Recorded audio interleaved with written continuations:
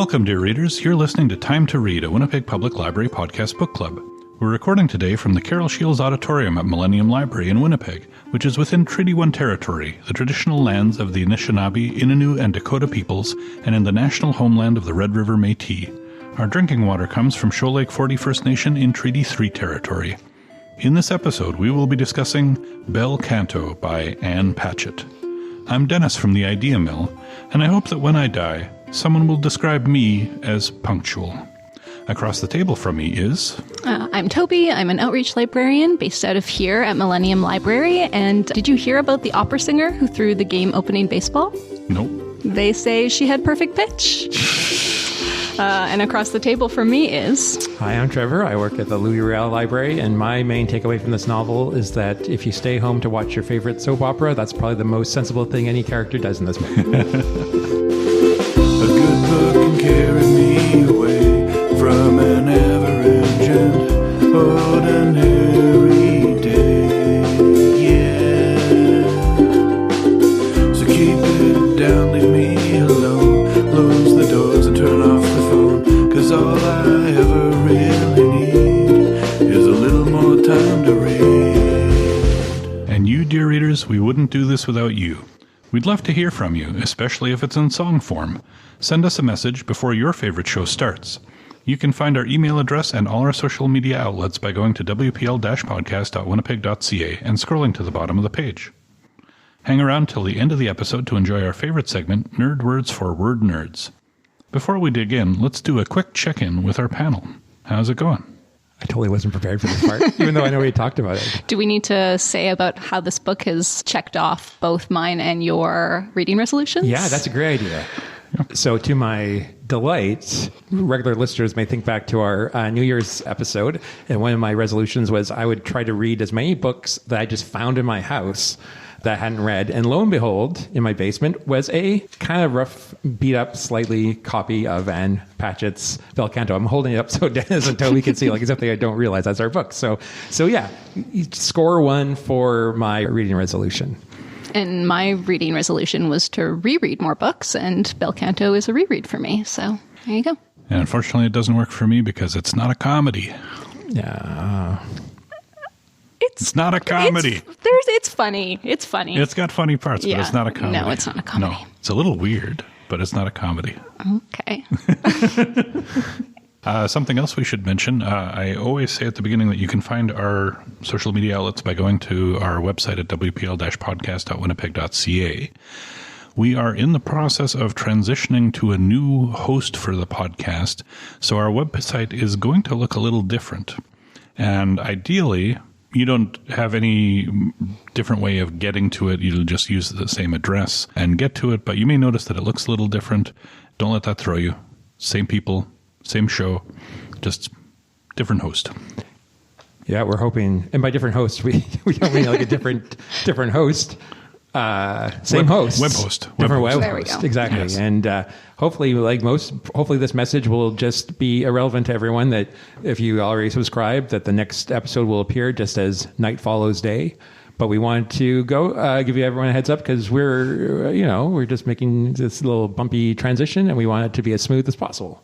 Yeah. In an ideal world, you wouldn't know it happened if I hadn't mentioned it. Any other things or? No. In that case, Toby is going to tell us about the author, after which Trevor will give us a summary of the book. Okay, it's time to talk about my favorite Catholic, Ann Patchett, who, as you both know, I'm a big fan of hers. I've been a fan of hers for many years, and I know a lot about her because she's written many essay collections in which she writes about like her family and her relationships. And I'm feeling this is going to be a half-hour segment. well, that's the point, is that I really needed to condense the information to pull out what, the important bits. Not that she took a year off from shopping, but like where she went to school. But, if you are interested in more information about Ann Patchett, it is out there, is what I'm saying. Okay, so she was born December 2nd, 1963 in Los Angeles, California, to Frank Patchett, who is a police captain, and Jean Ray, who is a nurse turned novelist. Her parents divorced when she was young, and her mother remarried, moving the family to Nashville when Patchett was 6. She attended a private Catholic school and has often spoken of how a childhood spent praying to statues and dreaming of miracles was the perfect preparation for her life as a storyteller. She obtained a BA in creative writing at Sarah Lawrence College and then an MFA at the Iowa Writers Workshop. She spent many years writing for magazines while writing fiction on the side. In her late 20s, she won a fellowship to the Fine Arts Work Center in Provincetown, Massachusetts. During her time there, she wrote her first novel, The Patron Saint of Liars, which was published in 1992.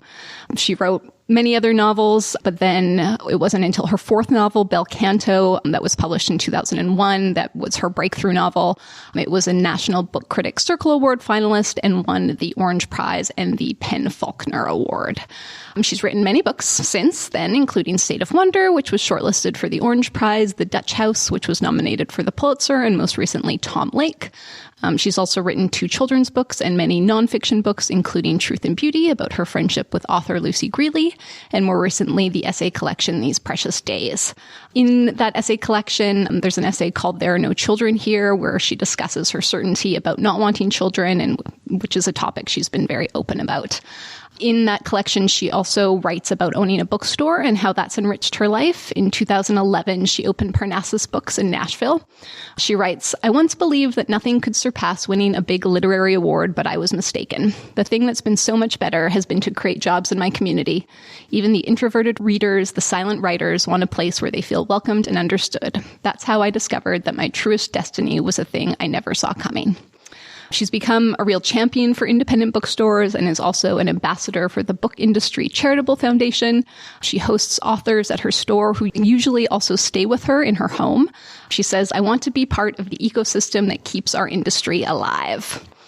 Her work has been criticized for being too cheery. Of this, she says, I have been accused of being a Pollyanna, but I think there are plenty of people dealing with the darker side of human nature. And if I'm going to write about people who are kind and generous and loving and thoughtful, so what? In my life, I have met astonishingly good people. She lives in Nashville with her husband, Carl Van Devender, and their dog, Sparky, who is often on their on Parnassus Books social media. There you go. Well, I'm about to read a summary of the very cheery Bel Canto, which... all right, here we are. Set in an unnamed Latin American country, the story begins at a fancy soiree thrown at the country's vice presidential home. The ostensible reason for this party is to celebrate the birthday of Katsumi Hosokawa, the chairman of a large Japanese company and opera enthusiast. The underlying reason for the party is to court Hosokawa's company into investing in the country by building factories there.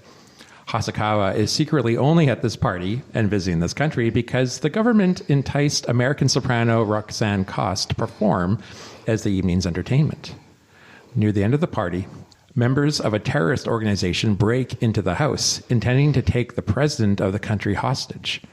When they realize the president is not in attendance, the terrorist group decides to take the entire party hostage. And after determining they have too many hostages, the terrorists decide to release all of them except for those they deem most likely to return a large ransom. The standoff drags on, longer than anyone could have expected. Hours turn into days, days into weeks, and weeks into months. We get to know several characters quite well throughout this ordeal, both hostage and terrorist. We see the lines between them blur and then almost disappear. We find common ground between unlikely people and shared beauty through the power of music. 2 major romantic relationships develop as the standoff drags on, and they serve as the backdrop to the rest of the story. The first romantic relationship is between Koss and Hosokawa, who develop a deep bond even though they do not speak each other's language and thus cannot communicate verbally. The second relationship is between the translator Gen and the young terrorist Carmen, who must keep their love a secret.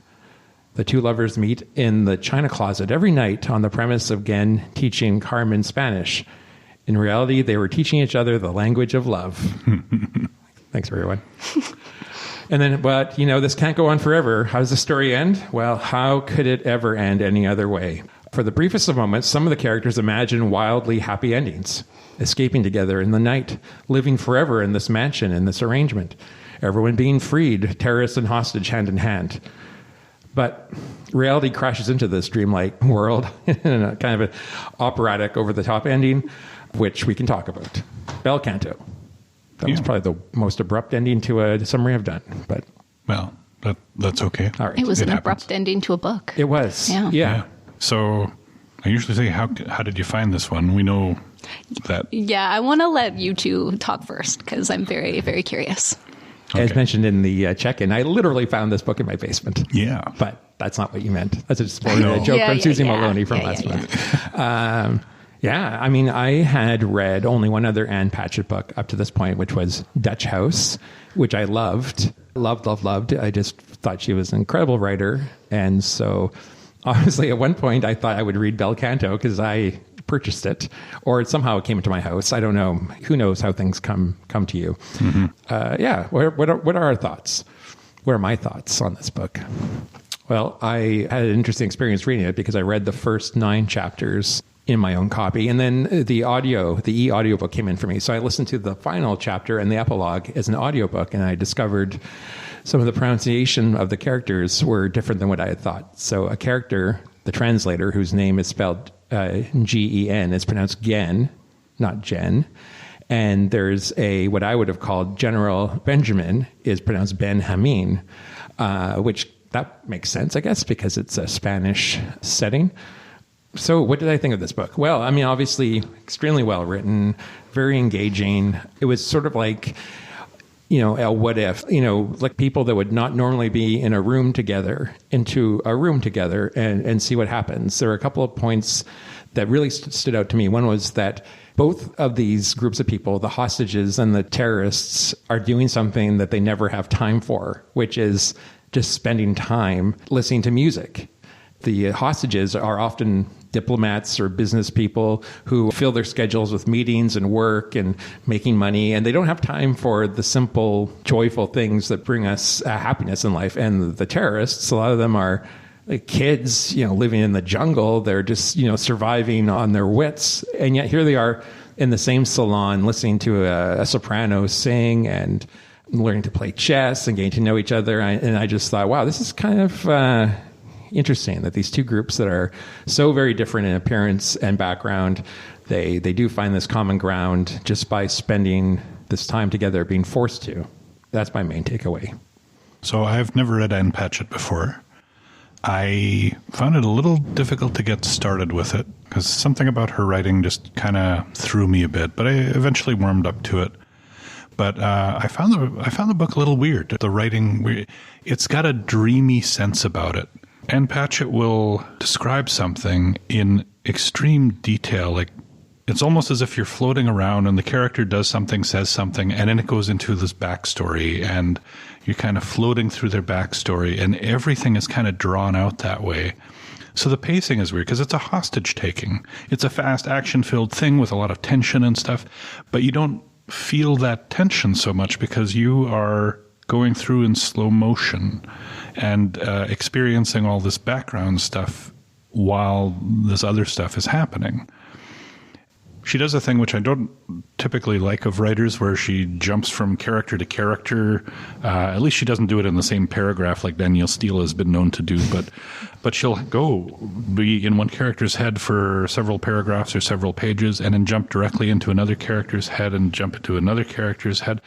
And that just seems to me to be kind of this dreamy, floating sense of the book, which I found a little disorienting in some ways.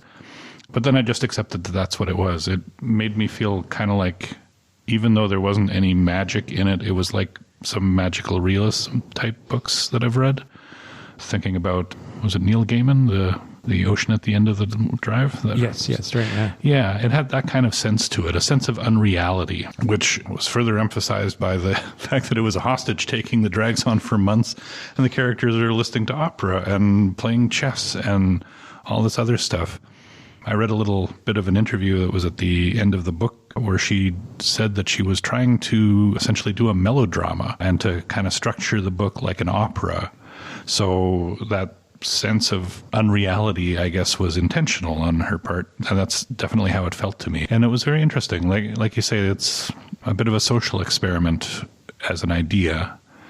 And it vaguely reminded me of, I have a friend who for many years lived up in Yellowknife. He was working as a flight services specialist. And I went up to visit him. And the thing about Yellowknife as a city is that a lot of the people who live and work there are only there for the work. They live there for 10, 15, 20 years, and then they move back to where they came from.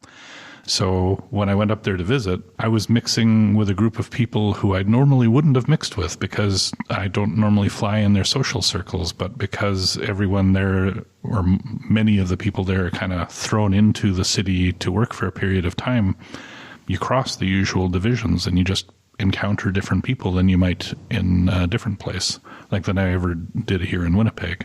So it just reminded me a little bit of that, except amplified by several months and, So in the end, I found it very interesting, enjoyed it, have little quibbles with it here and there, but it was not quite what I was expecting.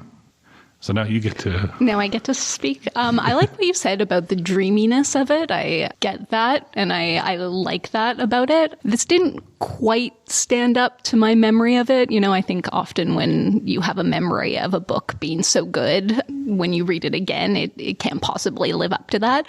I still loved it. What I really love about Ann Patchett is she can write pathos and humor at the same time and make them both very affecting, which I think is a rare quality. I think she has such keen insights. She'll be writing about a character and then she'll just come out with a sentence about something. And it's so brilliant that I need to put a sticky in my book. And she gives a lot of attention and love to her characters. And I love that. And then, of course, I am a sucker for the slightly over the top romanticism in this book. Anything that makes me want to clutch my chest, I love. So yeah, Ann Patchett forever. Yeah. One of those quotes that I enjoyed in the book was, it makes you wonder all the brilliant things we might have done with our lives if only we suspected we knew how. Yeah, that's so good. Yeah. It's so good. It's also I was thinking one of the things that was annoying me initially was that everything was so this and so that. Everyone was completely mesmerized by the singing, and it's okay, everybody, literally everyone in the room is completely bedazzled by an opera singer. It's and then everyone was struck by the beauty, and everyone was struck by this, and everyone was struck by that, and it makes sense when you recognize she's making it melodramatic intentionally, and giving it that air of unrealism to make it kind of dreamy, But initially, that really annoyed me. That everyone would just be united in this. Everyone would be somehow into opera. Yeah, suddenly everyone's an opera fan. It's But there's nothing else, Yeah, no, I know, but no one else sings at all, aside from the terrorist kid who no one believes can sing until it turns out he has the most incredible voice ever. That was, a little over the top, but over the top can be okay. Yeah, we say over the top, and you're right. I think I got the feeling that it was intentional. At the final, spoiler scene where the government army storms the house, and when I was reading it, I just imagined the whole thing in super slow motion, no, totally, running across, trying to Carmen or whatever. And I think but early on in the book, this isn't a spoiler. I think she actually just even says straight out, none of the terrorists get out alive. Yeah, she says that. And then it was she plants that seed and then doesn't come back to it, but it's there. She states it as plain as anything. So you okay, this is going to end badly for half the people or whatever. And she referred to it a few times, usually through Mesner, who several times says, it always turns out the same way. Yeah. The government never capitulates. It always ends badly for the terrorists. Yeah. And he said it several times. And towards the end, he was getting increasingly stressed about it and clear that this isn't going to go well. So you knew. Yeah, his last visit, he was just breaking up. So I know what's going to happen. You have to, tune yourselves in. He knew about the tunnel. Yeah. Yeah. Which, by the way, brings me to... I had kind of wondered if this didn't remind me of something. And in the interview that I read, they specifically mentioned that, this was based on the Peru situation. You didn't read my blog post. I did not. Okay. So everyone who's listening may know this already if you've read Toby's blog post. Yeah, but there was a kidnapping at the Japanese embassy or something related to the Japanese embassy in Peru that lasted months, and they did dig a tunnel. And there were the hostages were like they were ordering pizza and asking for soccer balls, or not the hostages, the terrorists. There were just some kind of funny things that they were requesting. Yeah. I only read the Wikipedia article, and it didn't mention anything about anybody falling in love and getting married and stuff like that. So I'm assuming that that's all creative interpretation. But you hear about what's it called, Stockholm syndrome. And this makes that a little more understandable, I guess.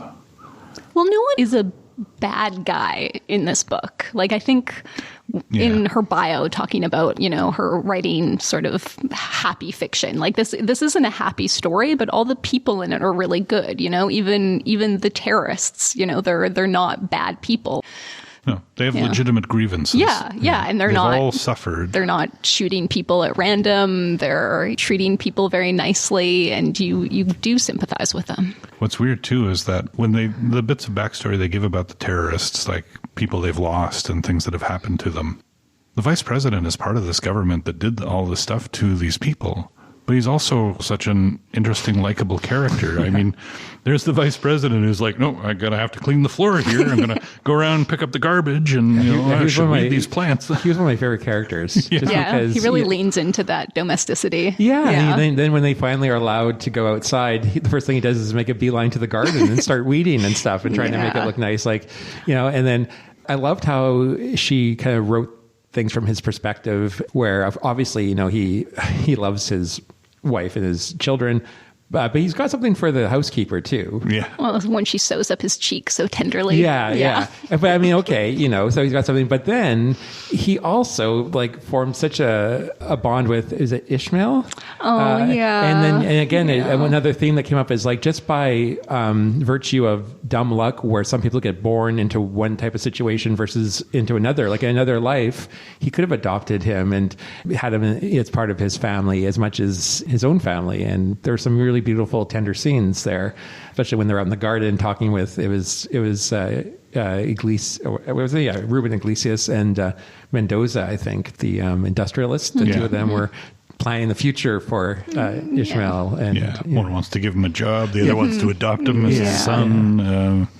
And you're reading it, and that it's not going to happen, and they should know it's not going to happen. But because Anne Patchett has told us several times it's not going to happen. Maybe it will. Maybe she's lying. I know. The real ending of the book is where everyone went off and lived on an island together forever. Yeah, exactly. Yeah. Sometimes you really want that ending. Well, and what made it extra poignant is that we knew it was going to end, just like we know anything good is going to end. But that doesn't preclude the fact of doing it.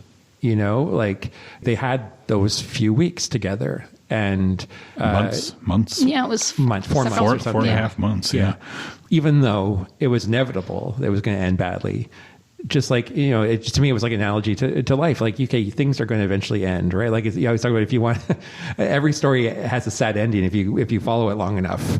In this case, it's but they still did it. They fell in love, and characters. Although of the two couples, I found the Gen and Carmen more relatable, I think, than Hosokawa and Roxanne, but I don't know how you guys felt. I just felt I found the Gen and Carmen relationship, that didn't make a lot of sense to me. It seemed to come out of nowhere.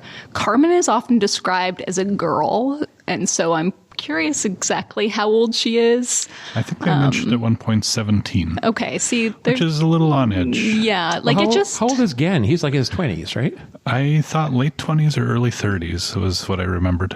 Oh, okay. With Mr. Hosokawa and Roxanne's relationship, you saw how that built. You saw where it started and how it slowly led up to what it became. But Carmen and Gen just came out of nowhere to me. And But the reason it came out of nowhere is because they were both masters of disguise. Like Carmen kept trying to blend into the woodwork, and again, as the translator, like he prided himself on being invisible. So so when the fact that they stuff started happening, I was like, oh, look at all this stuff that was going on behind our backs. It's sort of how I thought of it.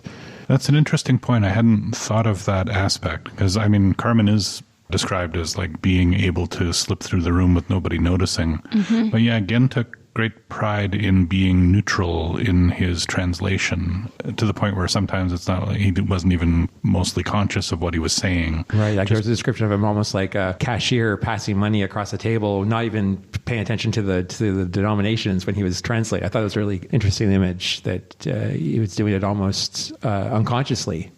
Yeah. There was a lot of characterization in this book. There's not that much plot, really. Like there's things that happen, but it's entirely character driven, and a lot of time is spent talking about the characters' experiences. It does a very good job of showing, not telling, in terms of explaining the stories of different people's experiences and how that shapes the character. I thought that was really well done. Yeah, it's really an ensemble cast. So, like, considering how many characters there are, they're really fully realized and rich characters. And I find something that's amazing about this book is often when there's a lot of characters, it's hard to keep them straight and who's who. But with this, I never had that issue. And I think part of it is like, here's the Russians and, you'd see a Russian name and that's the Russians and here's the French. But she also just does a really good job of reminding you, like anytime Benjamin was mentioned, they talked about the shingles. And so that was a good cue to that's who that is. And I just think she did a phenomenal job of making all of these characters very distinct. Yeah, that's a good point. It can be really hard to keep track of that many characters, but yeah, it was not an issue here. Mm-hmm. Who was your favorite character? That's really hard to tell. I don't know if I can pick one. I kind of felt sorriest for the generals as a group, probably especially for the guy with the shingles, because it's like, here he is trying to do all this stuff. They had all these planning. They planned for months, and they did it, right? They had their attack and they got in perfectly. They got everything. They could have easily walked out with the president, except he had to go watch his soap operas. And they're like, what do we do? And then they make the dumbest decision possible of stay there, which, they recognize like months later. But the whole time before that, they're trying to figure out, how do we salvage this? And it's just like, oh, and there he is the whole time. His shingles are getting worse. Is going to get into his eye. And they're still trying to be tough, but that they're not really going to shoot anybody, even though, they've trained for it. But like in the end, they don't really want to. They kind of pride themselves that we're gentlemen, or that we aren't killers like those other terrorist groups. Yeah, we're the nicer terrorist group, not those other guys who would have killed a person every day to make a point. Yeah. So you feel bad for, and also like it reminded him of when he was a school teacher, and so there's this humanization. It's like, he's a terrorist because terrible things happened to him and the people he knew, and he had to give up his job as a teacher to go fight to change something in the government. And so, yeah, I ended up feeling a lot of sympathy for the generals. Not that I think people should go and kidnap a room full of people, ultimately. But if you're going to... Yeah, be nice about it. And did you have a favorite? I did like the vice president. But also, I really like the Gen Carmen relationship. I found that, although I was worried that while things were getting hot and heavy in that China cabinet, that the China was going to fall off the shelf and they'd be found out. But that was a risk they were willing to take. Yes. Yeah. How about you, Toby? Do you either have a favorite character, or what do you think? Who was the main character? You mentioned this was an ensemble. Yeah, I think. If, we're thinking of this as an opera and there's sort of a leading lady and a leading man, then, Roxanne is obviously the leading lady. And I think Mr. Hosokawa would be the leading man. You think? Yeah. Who would you pick as the leading man? Oh, really? Because he was central to everything. Everything went through him. Yeah. He was very, very important. Yeah. Yeah. And in the end, should we spoil that? I want to talk about the epilogue, so yeah, let's spoil it. Yeah, so in the end, Mr. Hosokawa dies trying to stop them from shooting Carmen. And then Gen and Roxanne get married. Okay, let's talk about that. Isn't that that threw me for a That's loop? like, I really disliked that. Like, I get why they got together. I think, it's about keeping the memory of these people alive, but they didn't have to. I mean, People coming after trauma might do things that are, not logical in certain ways. Like trauma can...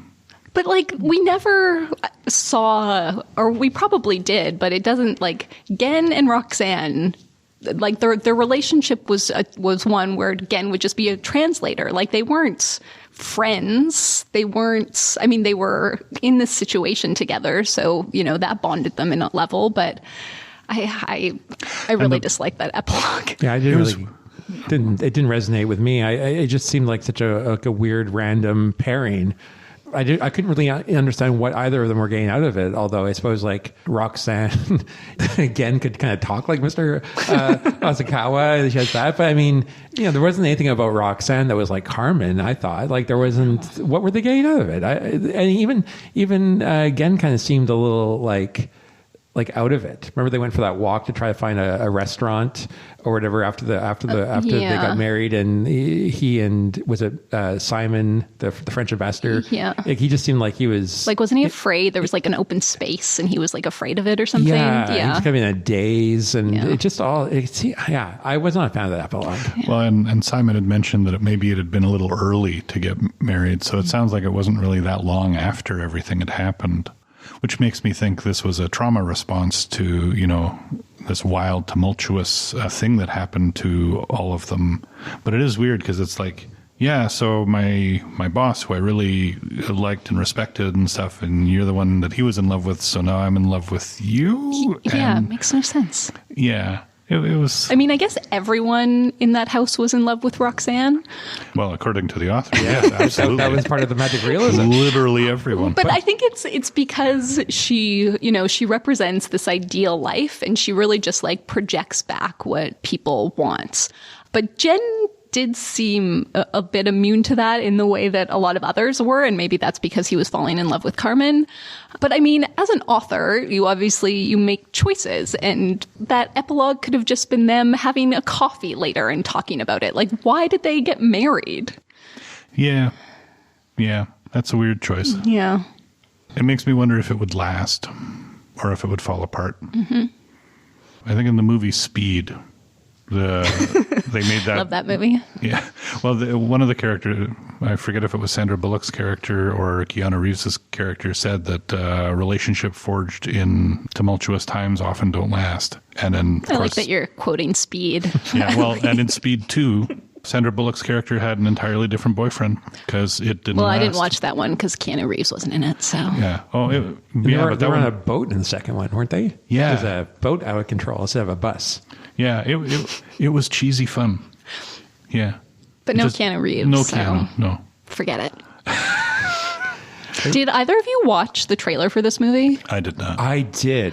Okay. First of all, it makes this situation seem extremely serious, where I feel like there's a lot of levity and lightness in this book. And then also everyone spoke English, which I feel like would take away so much of the subtleties of everything. And I don't know where Jen fits in then. And yeah, I didn't pick up on everyone speaking English, but the thing that struck me with the trailer that didn't ring true is that somebody gets shot in the chest. Yes, I think it was the accompanist. So instead of him dying from not getting his insulin, they just flat out shoot him. Yeah, I think by accident. Well, it looks like one of the kids. It looks like he's running back into the house and one gets of the shot. terrorists gun. He shoots by accident, and I'm like, wait a second, what?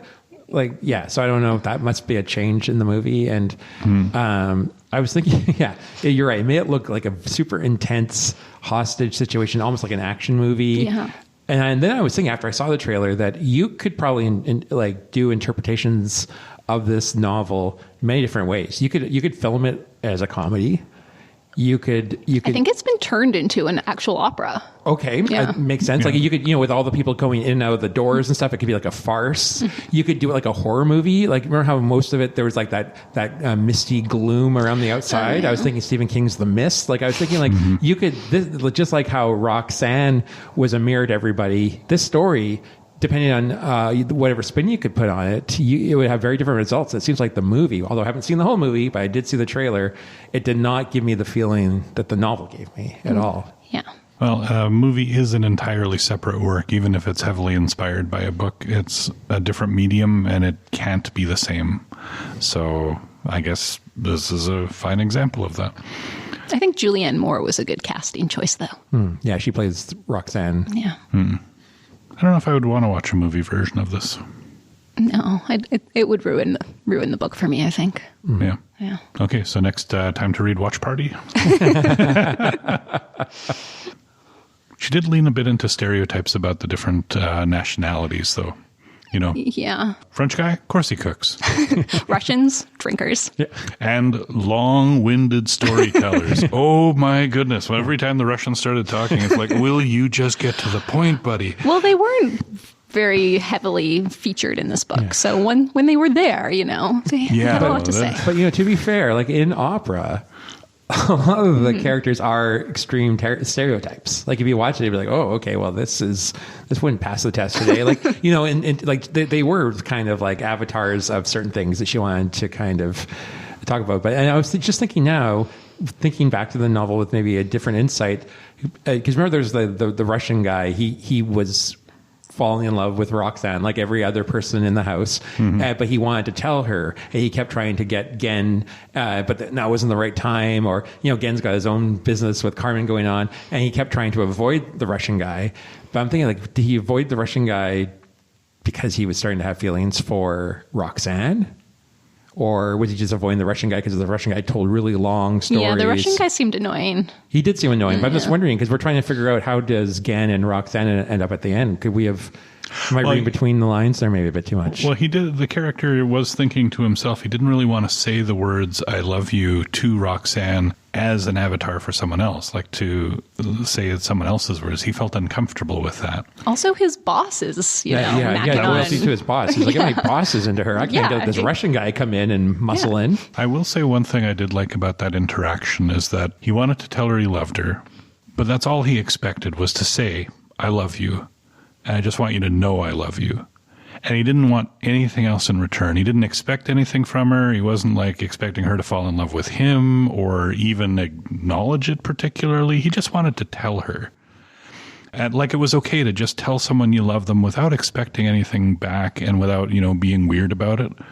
And I liked that. After I was cringing going up to it because it's like, dude, really? Like you're gonna the book about the paintings? Yeah, the art book that got his grandma or whatever smuggled in from. I was like, oh my god. Yeah, but still, he was gonna like confess his love, and I thought it would be like on his knees and something like that, and of course she'd have to try to avoid offending him so that something bad didn't happen, and But no, he just wanted to say I love you and then leave it at that. And I thought, I can respect that idea. I wish it was easier to do that in general, or that it felt easier to do that.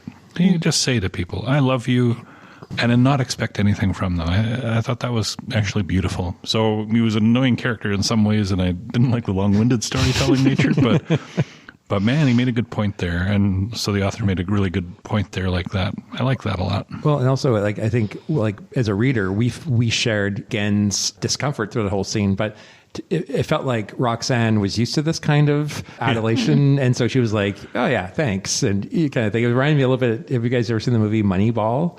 It's about baseball, and there's this one character who's talking to the owner, who's played by Brad Pitt, and he's a Christian. And he said, "I just want you to know I've been praying for you and your family," and Brad Pitt says, "No problem."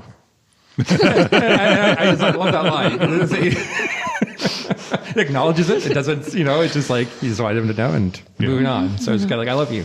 No problem. Yeah.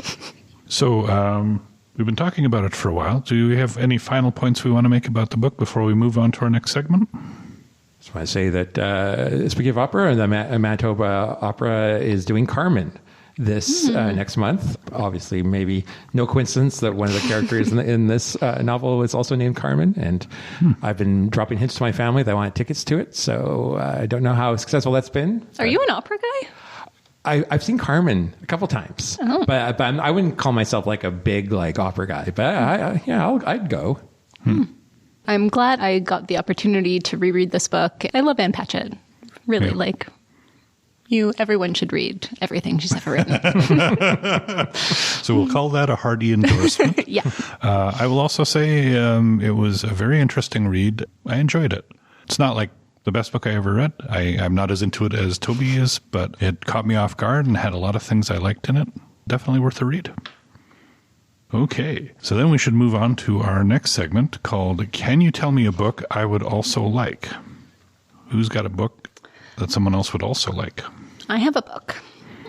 So my book is A Gentleman in Moscow by my boyfriend, Amor Tolls. Does he know? Not yet. He does not know yet. Like Ann Patchett, Amor Tolls is one of my favorite authors, though I have only read 2 of his books. Though to be fair, he has only published 3. And him and Ann Patchett are actually friends. There are YouTube videos of them talking to each other about their respective books, which are a delight, especially for a superfan like me. So A Gentleman in Moscow is historical fiction. It's about Count Alexander Rostov, who is deemed unrepentant by a Bolshevik tribunal in 1922 and is sentenced to house arrest in a hotel across the street from the Kremlin, where he lives for the rest of his life. So just like Bel Canto, the whole novel takes place in one location, though instead of, only a few months, it's decades of this guy's life. Like Bel Canto, it's witty, it's moving. Tolls he's a remarkable writer with just such a keen, sharp insight into his characters. It's a big book, but it is well worth every single page. And a TV show just got released of the book with Ewan McGregor as the lead, who I don't know how I feel about Ewan McGregor playing a Russian count, but I will reserve my judgment until I actually see it. So that's A Gentleman in Moscow by Amor Tolls. When I was reading Bel Canto, I was trying to think of another book that sort of threw a bunch of people together in a room, and I was trying to see something that was more than just a bunch of people in a room. And oddly enough, I kept coming back to George Orwell's Animal Farm. So that is the book that I am recommending, but not just the book. And for those that aren't familiar with Animal Farm, it's kind of a fairy tale story about a farm in England where the animals realize that they are being exploited. So they have a revolution and they get rid of the farmer, only to find that the system of government they put into place themselves eventually corrupts and the pigs take over. And at the end of the novel, the pigs and the humans, the other animals can't tell the difference between the pigs and the humans. And so it was sort of George Orwell's take on the Russian Revolution.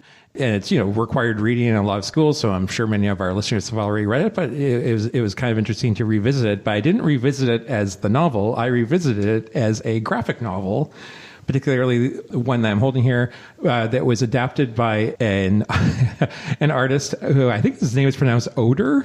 It's Odyr. It's a one-name person. And if you have children and you want to freak them out, I would recommend taking this home and reading it like a storytime book, because it reads very much like a picture book, but it will, give them nightmares. And so I really enjoyed that. And it's also, this version is authorized by the Orwell estate, which hasn't always been the case with adaptations for Animal Farm. So, for example, there was a movie version from 1954, and the only way it got made was George Orwell at this point had died, so his widow was convinced to give the rights away in return for her meeting her favorite actor, Clark Gable. So she met Clark Gable, who was not involved in the movie at all, and so she signed the rights away. But guess what? She signed them away to the CIA, who secretly bought the rights, and the movie was secretly funded by them, and it was used as propaganda against socialism during the Cold War. And they even changed the ending to make it suit their purposes, which is crazy. And then there was a 1999 version, which was done by the Hallmark Channel. It was also not exactly faithful to the source material.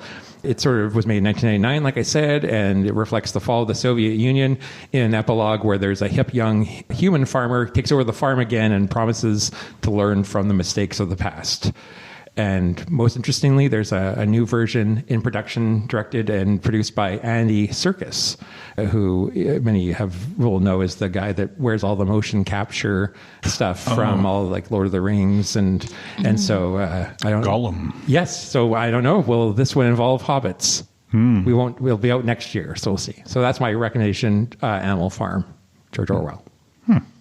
You heard that right? Trevor recommends you traumatize your children with Animal Farm. I took the steps of finding a read-alike on a list of recommended read-alikes, and I picked one that I have not read myself, but I am interested in reading the author because she's kind of been on my to-read list for a while. So my recommendation is The Lacuna by Barbara Kingsolver. And we'll just read a description of the book. Born in the United States, reared in a series of provisional households in Mexico, Harrison Shepard is mostly a liability to his social climbing flapper mother, Salome. From a coastal island jungle to the unpaved neighborhoods of 1930s Mexico City, through a disastrous stint at a military school in Virginia and back again, his fortunes never steady as Salome finds her rich men friends always on the losing side of the Mexican Revolution. Sometimes she gives her son cigarettes instead of supper. He aims for invisibility, observing his world and recording everything with a peculiar, selfless irony in his notebooks. Life is whatever he learns from servants putting him to work in kitchens, errands he runs in the streets, and one fateful day, by mixing plaster for famed Mexican muralist Diego Rivera. Making himself useful in the household of Rivera, his wife Frida Kahlo, and exiled Bolshevik leader Lev Trotsky, young Shepard inadvertently casts his lot with art and revolution and the howling gossip and reportage that dictate public opinion. A violent upheaval sends him north to a nation newly caught up in the internationalist goodwill of World War II. In the mountain city of Asheville, North Carolina, he remakes himself in America's hopeful image. Under the watch of his peerless stenographer, Violet Brown, he finds an extraordinary use for his talents of observation. But political winds continue to throw him between North and South in a plot that turns many times on the unspeakable breach, the lacuna, between truth and public presumption.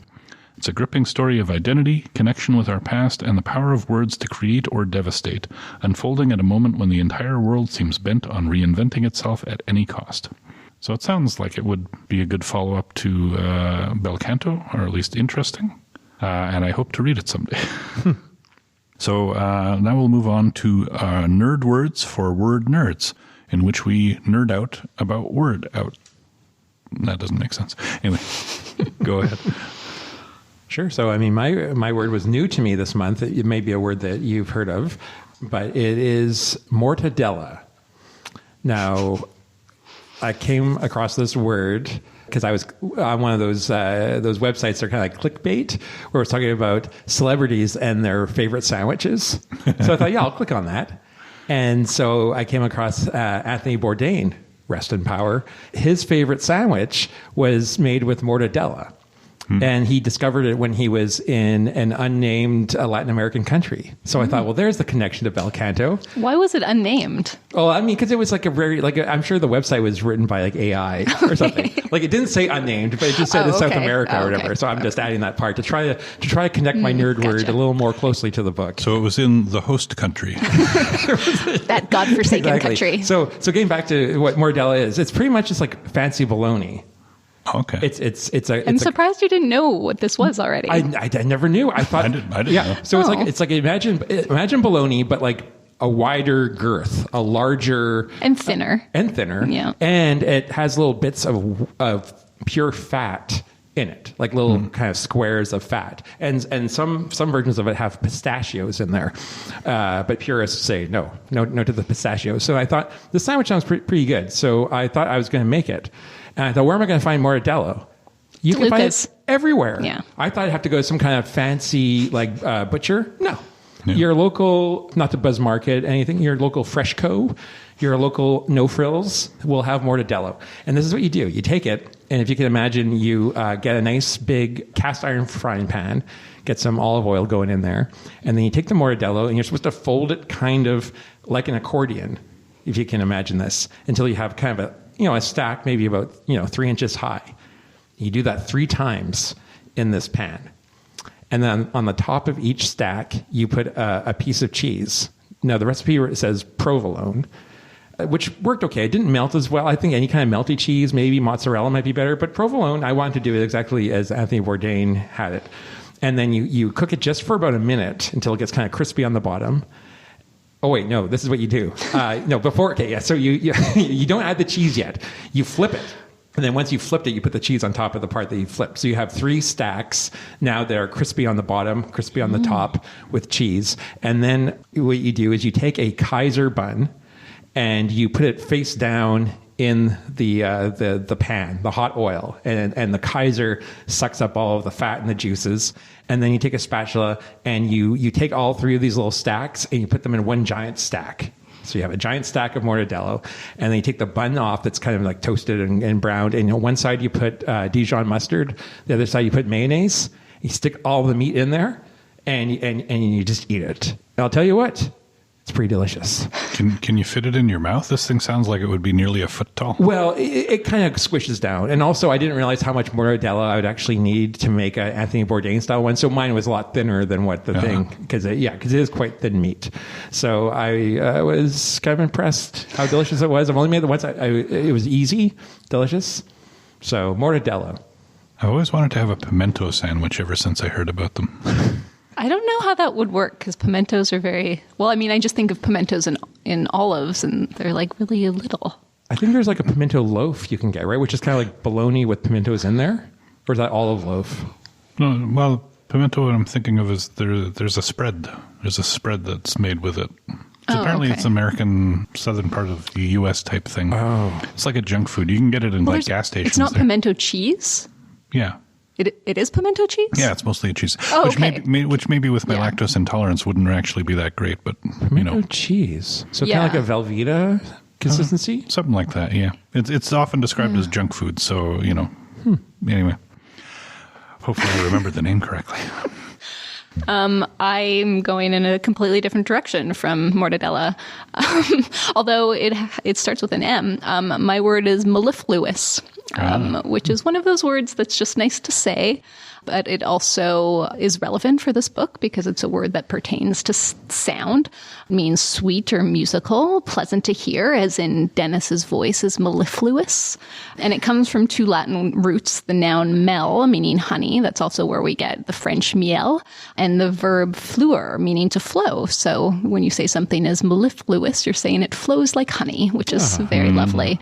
And I guess in addition to describing sound, it can also be used to describe the taste of something, like something that has a sweetness to it, like wine, though I have never heard it used in anything to describe anything other than sound.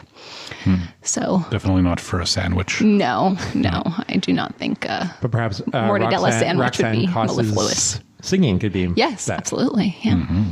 My word I discovered on social media, and it just spoke to me. It is Herkle-Durkle, which, have you seen that online? I have, yeah. No, I haven't. Haven't? Okay.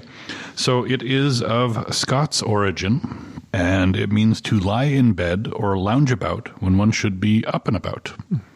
And that to me sounds lovely. Apparently it has become popular as of late. Apparently the younger generation sometimes refers to rotting in bed when you just lay around in bed all day. But Herkle-Durkling is just much more fun. Like doing it when you don't have a mental illness. Like if you're depressed and lying in bed, that sounds more like bed rotting. But Herkle-Durkle sounds like delightful, like, maybe pulling the covers up, having a book, a coffee. Well, it doesn't specify, doesn't right? Say that it just says to lie in bed or lounge about when you should be up and about. So it could be because you're depressed, or it could be because it's just nice to lie in bed. Mm-hmm. Herkle-Durkle does not sound like something you do when you're depressed. That is true. Yeah. It is a cheerful word. Mm-hmm. And the link that we'll have in the show notes is from a site discussing how it's an actual word from 1700s or something like that in Scotland. So it's not a made up thing, unless they just made it up and we all bought it. Sounds a little bit like a cousin to the hygge, a Scandinavian word, right? Which is like lounging about wearing cozy like slippers and talking softly and drinking tea and reading books and whatnot. Yeah, it's more of an atmosphere. Oh, okay. That word, isn't it? I don't know. But I wonder if you could Herkle-Durkle and then hygge. I feel like hope so. Herkle-Durkling would be part of hygge, maybe? Or it could be. It could be. Dear reader, if you have an opinion on Hooga versus Herkel-Durkel and how they fit together, please let us know. WPL-podcast at winnipeg.ca. Hopefully WP.podcast at No, that's the email address. That stays the same. That stays the same. I hope to do a lot of Herkel-Durkeling soon. I'd like to welcome everyone to episode 1 of our podcast on our new host. Unfortunately, that's all the time we have for this month, so thank you for joining us, dear readers. For our next month, we're going to read and discuss The Apollo Murders by Chris Hadfield. 1973, a final top-secret mission to the moon. 3 astronauts in a tiny spaceship 250,000 miles from home. 250,000 miles from help. NASA is about to launch Apollo 18. While the mission has been billed as a scientific one, Flight Controller Kazimieras Kaz Zemeckis knows there is a darker objective. Intelligence has discovered a secret Soviet space station spying on America, and Apollo 18 may be the only chance to stop it. But even as Kaz races to keep the NASA crew one step ahead of the Russian rivals, a deadly accident reveals that not everyone involved is quite who they were thought to be.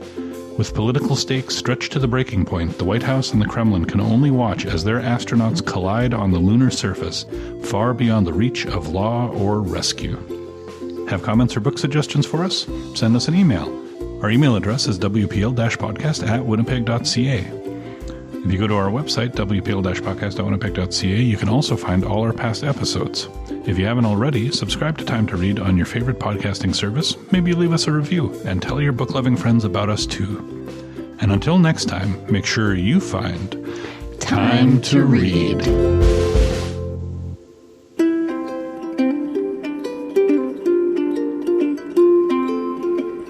All I need is time to read. All I need is time to read.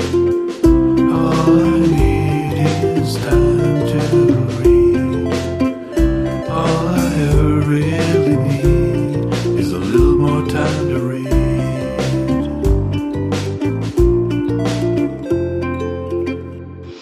He's no Armor Tolls, I'll tell you that much. No. he's for sure What kind of not. name is Armor? Amor. Amor! What kind of name is Amor? I have no idea.